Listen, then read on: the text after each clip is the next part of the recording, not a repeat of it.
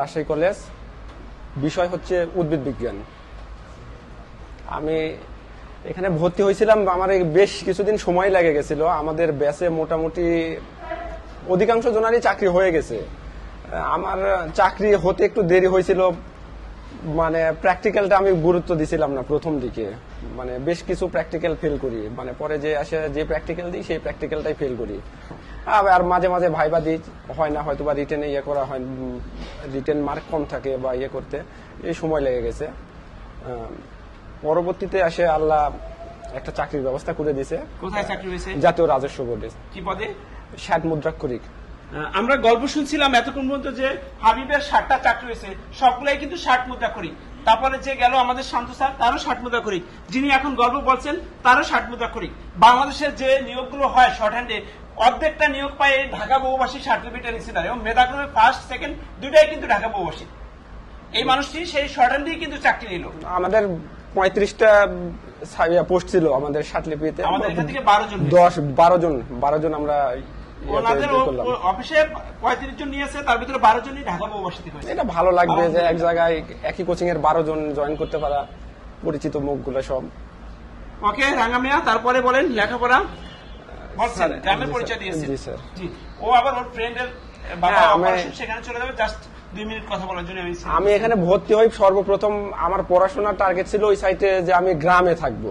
গ্রামে থাকা প্রাইমারির চাকরি বা কোনো জেলা পর্যায়ে কোনো একটা চাকরি হলে এরকম একটা টার্গেট ছিল আমার। ঢাকা আমার পছন্দ না, কোনো সময় ঢাকা আমার পছন্দ না, এবং এখনো মনে হয় যে কোন একটা চাকরি হলে আমি গ্রামে চলে যেতাম। আপনি কিন্তু ঢাকা বহুভাষী দাঁড়িয়ে কথা বলছেন, ঢাকা পছন্দ না। আসলে এই ঢাকা বলতে কোন ঢাকাকে বোঝাচ্ছেন? মানে আমার ঢাকা শহরটা আমার পছন্দ ছিল না। ঢাকা বহুভাষীকে পছন্দ করতেছেন না। আমি বেশ কয়েকটা ভাইবা দিয়েছিলাম ওই সাইটে। তারপরে যখন ওই সাইটে হলো না, আমার বন্ধু ছিল এখানে মাসুদ, ও এখান থেকে চাকরি পাইছে। কটা চাকরি পেয়েছে সে? ও 3টা মনে হয় চাকরি পাইছে। 3টা পাইছে। ওর ছোট বোন জামাই পেয়েছে। হ্যাঁ, ওরা আমাকে বারবার বলতো। আমি এইখানে একটা বন্ধুর গল্প একটু বলি। বন্ধু কিন্তু পুলিশের চাকরির জন্য 9 লক্ষ টাকা দিয়েছে 3বার, কিন্তু বন্ধুর সেখানে চাকরি হয় নাই। পরে লাস্ট বন্ধু এখানে এসেছে, আজকে সে 100 টাকা দিয়ে চাকরি পেয়েছে। আমার একটা 3টা চাকরি পেয়েছে। আমার পরীক্ষা ছিল ঢাকাতে, আমি ঢাকাতে পরীক্ষাও দিতে আসতাম না সেই সময়তে। ঢাকাতে পরীক্ষাও দিতাম না, বিভাগীয় শহর বা জেলা পর্যায়ে যেগুলো পরীক্ষা হতো ওইগুলাই দিতাম। এখানে যখন পরীক্ষা দিতে আসার পরে সুমন ভাই ছিল আমাদের সাতলিপি ক্লাস নিত। সুমন ভাইয়ের ক্লাসে সুমন ভাই আমাকে এখানে নিয়ে আসছে, বন্ধু আর হচ্ছে সুমন ভাই, 2 জন নিয়ে আসে আমাকে এখানে ভর্তি হওয়ার মেয়ে নিয়ে সুমন ভাই ভর্তি করাইছে এখানে। আর বন্ধু বলছে তুই দেখে তোর যেটা ভালো লাগে। আমি বলবো না যে তুই এখানেই ভর্তি হ, তুই শুধু যে এখানে দেখে।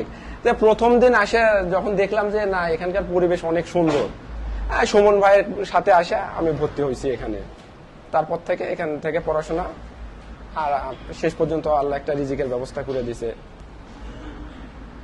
ধন্যবাদ তার জন্য। একটা কথা আমাকে আর কিছু বলার আছে না, চলে যাবেন। ওকে, থ্যাংক ইউ।